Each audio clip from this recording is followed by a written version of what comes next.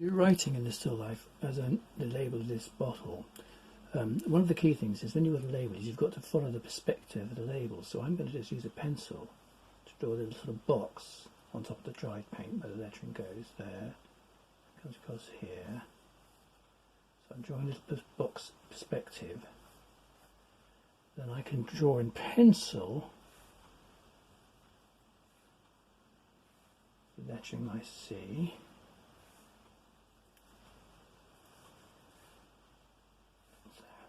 Chianti Classico, so I'm just seeing the Chianti Classico.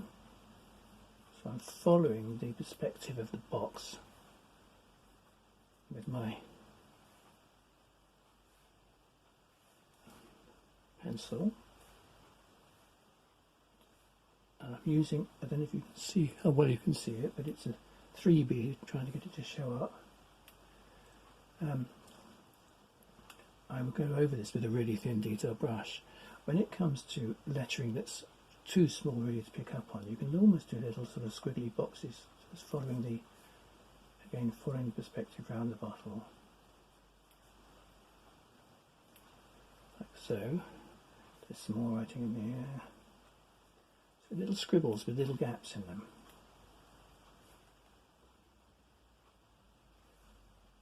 This is a particularly fine Chianti Classico. It comes from Bardia Coltubiano. I'm not sure if I pronounced that right. It's one of the top Chianti grabbers. Chianti Classico. You have to get it from Berry Brothers and Rudd if you want some, but it is totally delicious. So there's another line writing under here. So I'm just doing these little boxes again, following the perspective round. This one comes right out underneath the curly bits, it comes right out here. Another thing is that the lettering might change shade as it comes around. We've got 75 CLs here, 14% volume. We've also got Prince of Wales feathers down here. I roll it quite went. Yes. And then we've got the wine merchants paper right here. But you could use any wine bottle, doesn't really matter. And you can just do sort of little blur, if you're more an impressionist, just little blurry marks which will indicate the letters. But so I'm just going to bring this closer so you can see what I've done in pencil. Okay, so it's following the perspective of the bottle. Now I'm going to get a very detailed brush. This is one of my brushes I use for painting miniatures. It is a, I'm trying to think what it says it is.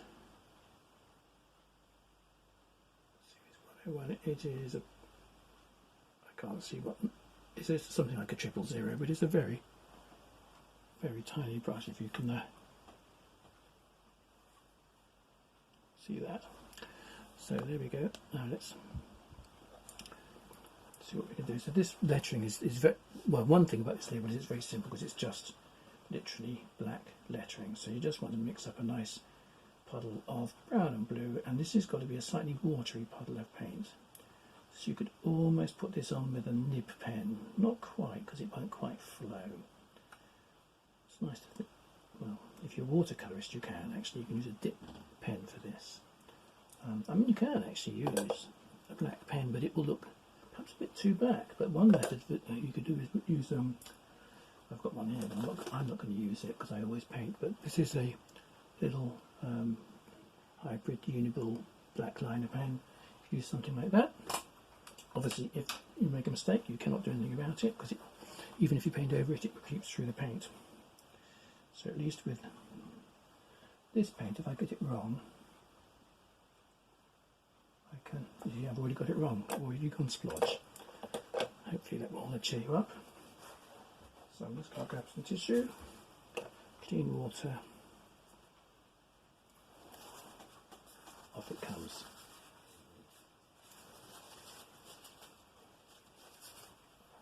Let's see if I can start again. So the key thing of this lettering, if you're an oil painter, really you do need to let everything dry first for this.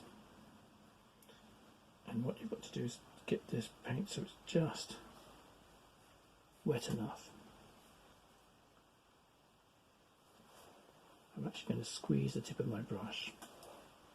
That way I won't have too, that's better, too thick a bit of paint on the end. One final thing to say about lettering is that when you squeeze it again, I think that's the best tip, is that the perspective the lettering gets closer as it goes around the label to the edge where you don't quite see the full form of the letters anymore. So it's all about, okay, squeeze the brush, squeeze the tip, that's the trick for today. Then it comes up nice and thin, like so. Squeeze the tip again.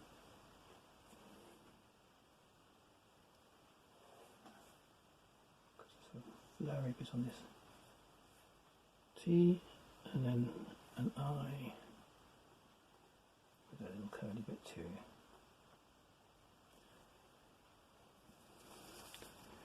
And of course we've got sort of curly, scrolly stuff as well.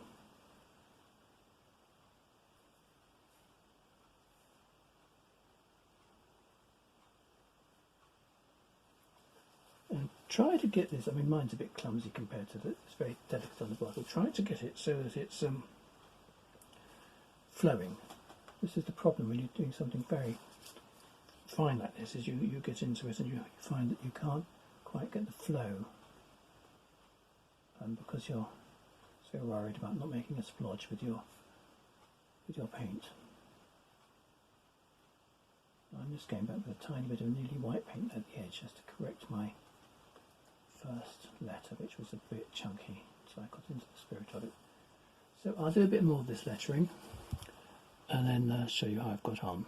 So I just been going along doing the Lassico of the Classico, and let's just complete my scrolling work, again pinching my brush.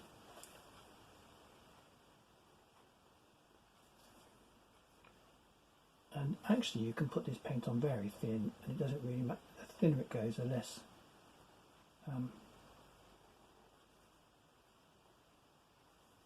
obvious it will be, the less it won't be too pronounced. So if you go a bit thick, like I think I've done on my own, I can just go back in with my little bit of nearly white paint I've got left over. Just to thin that down. And this lettering down here, this squiggly lettering, is literally just, you do the same in paint, just little squigs, put it like that, the gaps and squiggles. It's not supposed to be legible, this is just hinting at the shape of the lettering.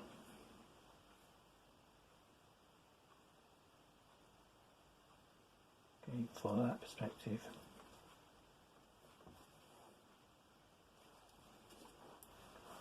And then you can just do the same in the paint that you've done with your pencil.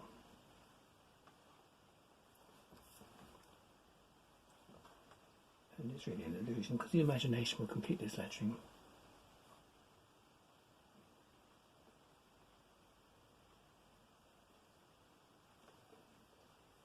So we've got here, and there, here. See how quick it is? I just need this 75 sealed, so actually I'm going to do it up here. I do it slightly higher than I drew it where I didn't write it.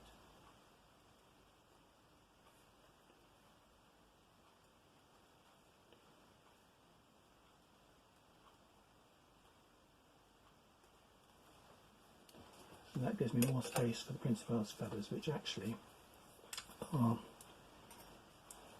in gold.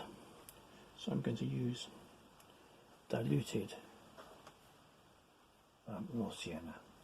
Too thick.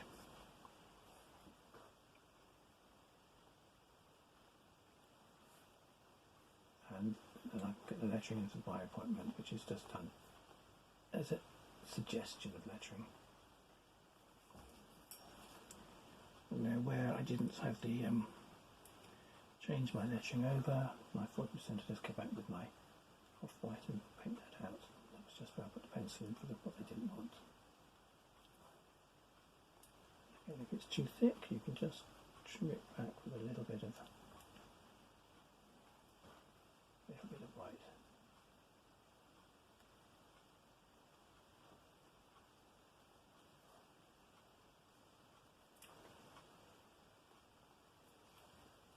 So we've got lettering, we've got logos, we've got